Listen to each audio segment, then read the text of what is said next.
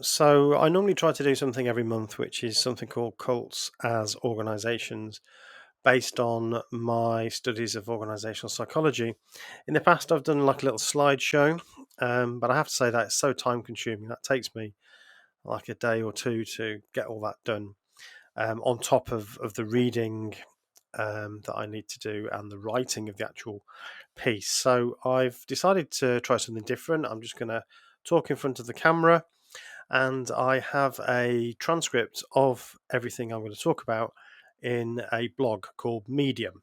So I'll put a link to the blog on the notes for the show, and then you can read the blog. So basically, this is a blog, and I'm going to read it to you.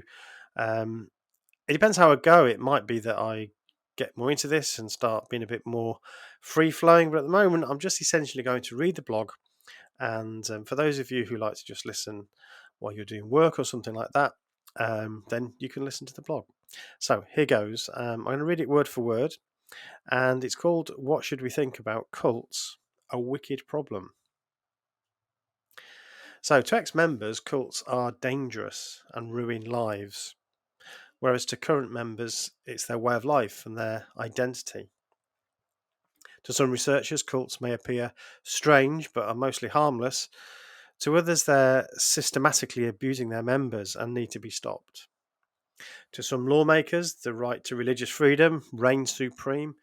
To others, religious freedom can't include the right to coercively control people and force them to do things that are not in their own interests.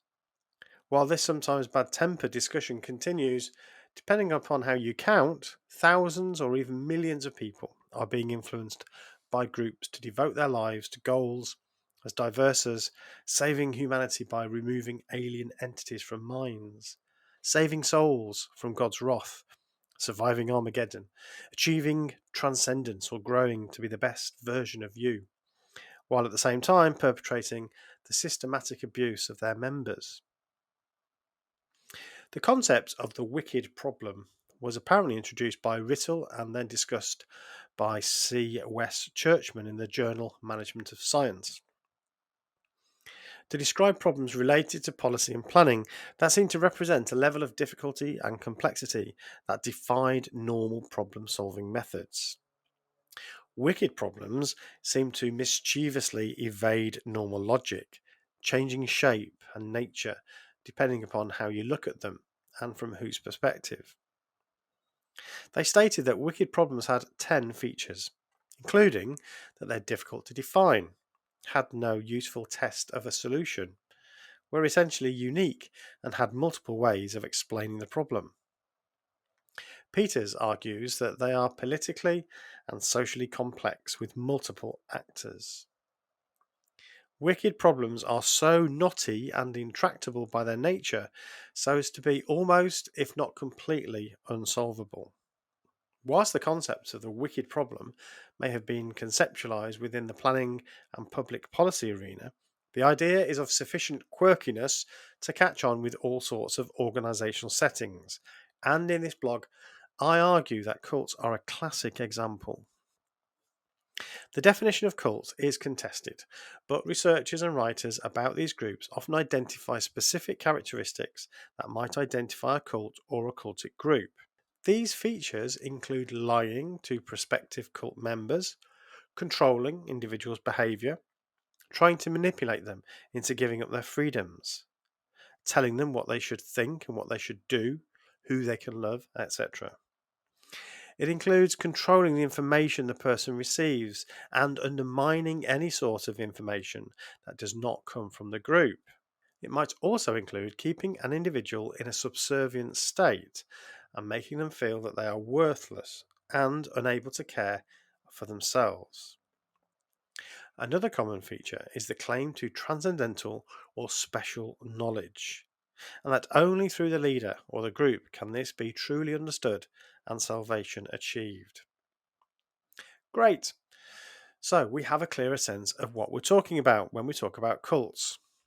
Not so fast, reply some sociologists or researchers engaged in the study of religious practices. Much of what you've just said can be described about lots of situations. Institutions of all kind try to control people's behaviour. They might even use threats of punishment or offers of reward. Parents may try to control what their teenage children see through parental controls on devices. Cults, they say, are just another type of social structure using normal social mechanisms. Mainstream religions tell their parishioners what they should believe, who they should worship, and yes, at times, who they can love, marry, and have sex with. To add to the confusion, the label of cult seems to be encompassing more and more groups or movements, including political parties and social movements, etc. In fact, just a quick look at my bookshelf and I see The Cult of Trump by Hassan, and also The Cult of Critical Race Theory by Swartz. This is part of my research for past and future episodes of the podcast I host with my daughter called What Should I Think About? One of the frustrations felt by former members of cults about this view, as propagated by some sociologists, is that the views of ex-members are sometimes seen as, if not exactly irrelevant, less useful because of their lack of objectivity. The claim is that apostates are often angry and bitter. Therefore, their views lack the sober reflection and objectivity of the researcher. As both a former member and a researcher with formal psychological training, I strongly disagree. Of course, former members have a certain perspective and cannot be the only source of data, but to just dismiss their experiences and stories because they are biased is like claiming that we should not listen to the victim of a burglary because they're too emotional about losing all their possessions. Ex-members are a vital resource to understand the experience and phenomenology of belonging to a group and should be very much a part of the conversation. So, what about current members? Are their stories important to understand the nature of the group? Well, here's a great instance of where the problem reveals its wickedness. As an ex-member of a group that I consider fits the definition of a dangerous cult, I might point out that the individuals currently in the group are not in full control of their thinking capacities.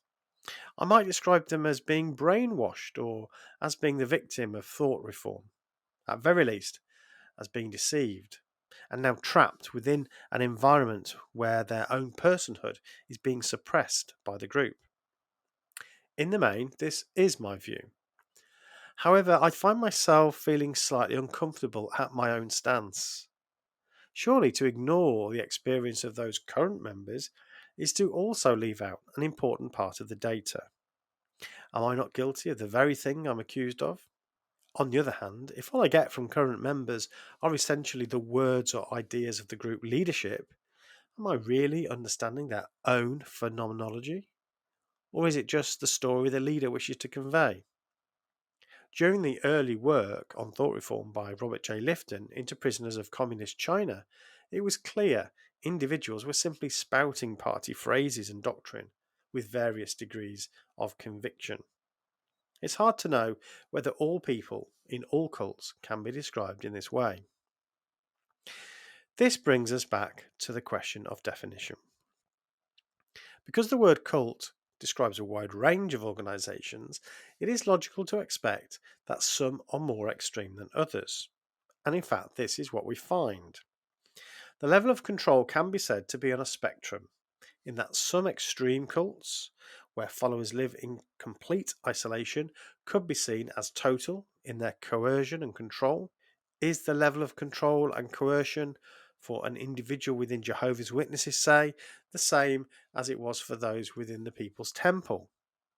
I would suggest not, but many of the same mechanisms are there, just not to the same extreme, at least currently.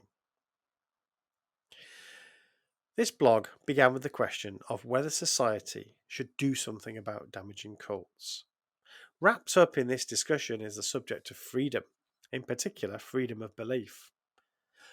Democratic societies rightly, stringently protect this right, even if the beliefs seem crazy or ridiculous. In fact, a brief look at most religious beliefs makes it hard not to argue that When looked at from a non-believer's perspective, they all seem a bit, well, let's say, far-fetched. But before anyone accuses me of anti-religious bias, I would also point to some of our leading physical theories about the universe. Take your pick from the many worlds theory or the Copenhagen interpretation of quantum physics, among others, to show that ideas that seem outlandish are not restricted to religions, and in itself does not prove that they are wrong. An additional part of the wickedness of the problem is that we have competing and maybe incompatible aims and drivers. On the one hand, being able to believe whatever we want is a right we cherish. But on the other, these beliefs may have been the result of lies, indoctrination, or even a psychologically abusive relationship. As a free society, we cannot dictate belief, but we also need to protect citizens. We normally talk about balancing rights and responsibilities, but because we have so many different stakeholders and agendas, from the religious person anxious to protect their right to their beliefs, to the policymaker wanting to protect vulnerable people from exploitation, it's difficult to know exactly how this balance should be drawn. So, the question of what, in a modern day democratic society, we should do about cults is indeed a wicked problem. It is for this reason that ex-members of groups continually press governments to do something about abuses of these groups and try, sometimes in vain, to convince society there is a problem. And the problem is more than a couple of salacious stories about an extreme group somewhere over there. We're stuck in ever-decreasing circles of disagreement about the issue. The definition of it, whether we should be worried about it, whether it's the price we pay to allow freedom of thought, belief, and religion. Because each wicked problem is, by its nature, unique, this knotty problem is one that will not easily be solved by simply doing what we've done elsewhere. It cannot, however, be ignored. Taking action against groups who abuse their members is a hot potato that politicians will ignore if they can. They know a wicked problem when they see one. So, is there a solution to the wicked problem of cults? According to Churchman, one common approach to wicked problems is to shave a bit off and deal with this bit. Let's call that the how to eat an elephant approach. An example of that could be passing legislation that group mandated shunning as a policy is illegal, or maybe removing charity status from groups who practice shunning or other antisocial policies. So, is there anything that we can do? Is there something we could shave off to deal with? I have two suggestions. Firstly, the claim that these groups are harmless, just new and different, allows damaging cults to say that they're victims of bigotry and intolerance or of vindictive former members and must be combated. Research that does little but accept the assertions of the group about itself should be viewed with high levels of skepticism. A recent guest on my podcast from a former Children of God cult member described how they had a dedicated media home to bring researchers and reporters to, which would reassure the world that there was nothing to see here. Upon leaving her group, she struggled to recognise the group she knew so well from the description the researchers provided. Of course, researchers are not investigative reporters, but simply accepting the story as told by the most faithful adherents is at best presenting incomplete data, and at worst, providing academic cover for groups to continue doing harm with impunity. Here, I am not saying that I'm looking for researchers to do a hatchet job on groups or judge them by the worst examples of behaviour. All groups will have incidents where individuals do bad things, the so-called bad apples. But where they are systematically damaging people, this needs to be part of the data. Secondly, Whilst religious groups are not the only type of cult, we do need to start having a grown up conversation about the way modern day cults leverage concerns about religious freedom to avoid close scrutiny and criticism. Whilst on the face of it, the established churches have nothing to gain from protecting religious cults, they are not necessarily eager to weigh in on the side of closer scrutiny either, for fear they might be next. I call this the first they came for the cults fear. Throughout history, religious intolerance has been the cause of much suffering, whether that be religions attacking each other through the mechanisms of the state, such as Catholics persecuting Protestants and vice versa, or of the state banning religious belief altogether, as in some communist countries. It is understandable that society worries about singling out religious groups, and I share this worry. I do not want to see us go down the road of religious intolerance. But that cannot mean we are never critical of or scrutinise the practices of groups, or even that in some extreme cases we legislate to protect members and wider society. Cults are a wicked problem because they expose competing claims to freedom and human rights, as well as raise uncomfortable questions about how much society and the state should allow, or even, as in the case when providing charity status, facilitate these organisations to thrive. Members fear religious persecution, apostates experience threats at times to their lives, livelihoods, and community. The established church fears a slippery slope. Liberal, democratic societies seek to respect and celebrate diversity without discrimination, and governments place the question of cults in the too difficult pile. The end result is that millions throughout the world endure controlling, manipulative, psychologically, and at times physically damaging behaviour by groups and their leadership.